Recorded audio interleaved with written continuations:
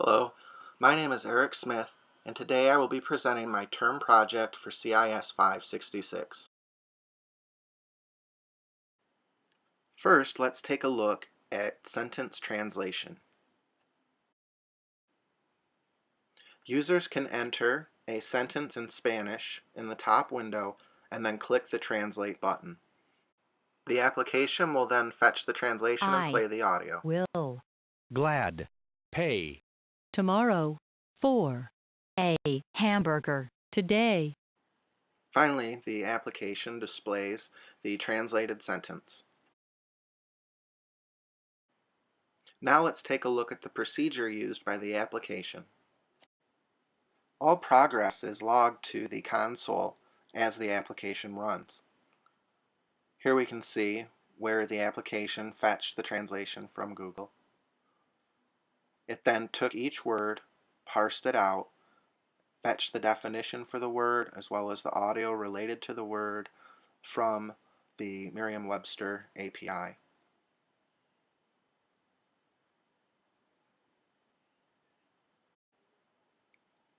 The application then saves the word to the database along with the word's audio file name and definition.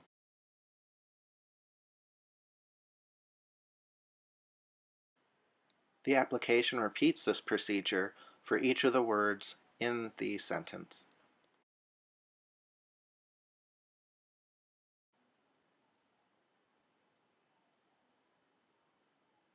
The audio is then played back to the user.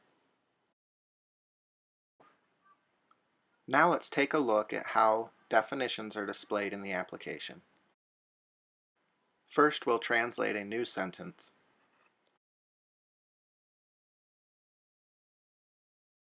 There. Air. Dark. Cloud. In. The. Sky. Today. We can now click on any of the words in the translated sentence to show a definition in the lower window. We can click on any of the words that are in the sentence. We can also go back to a word that we viewed earlier.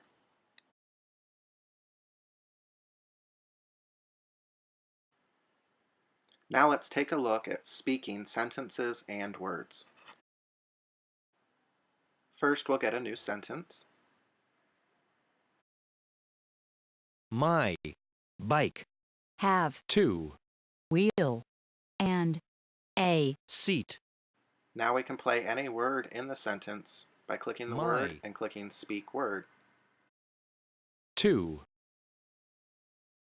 Seat. To. We can also play the whole sentence again by clicking Speak My. Sentence. Bike. Have. To. Wheel. And. A. Seat.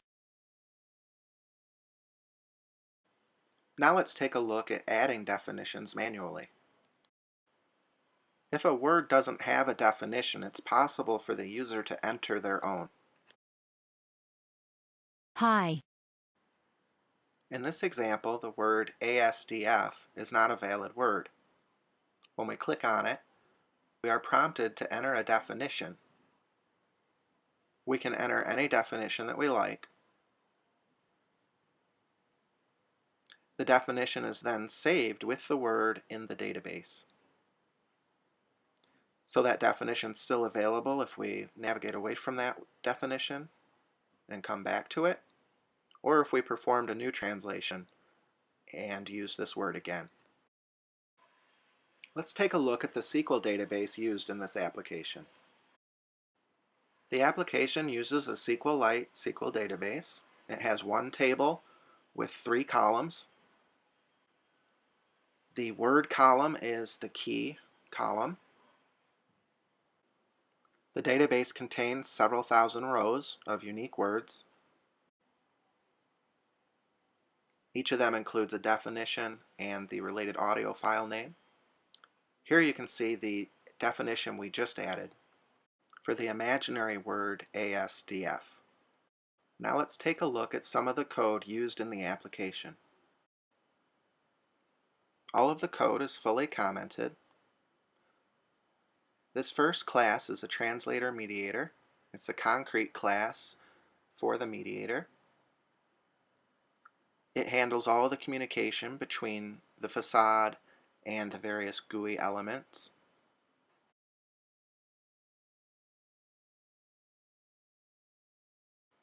Next, let's look at the Fetch Google class. This class is used by one of the handlers in the chain of responsibility to fetch the translated sentence from the Google API. The class parses the results and then, as directed by the handler, provides them to the facade, who returns them to the mediator, which then notifies the appropriate objects. Next, we'll take a look at the FetchMW class. This class fetches the individual word definitions from the Merriam-Webster API. It also grabs the name of the audio file from Merriam-Webster. It also returns the definitions to the facade as requested by the handler, and the facade forwards them on to the mediator.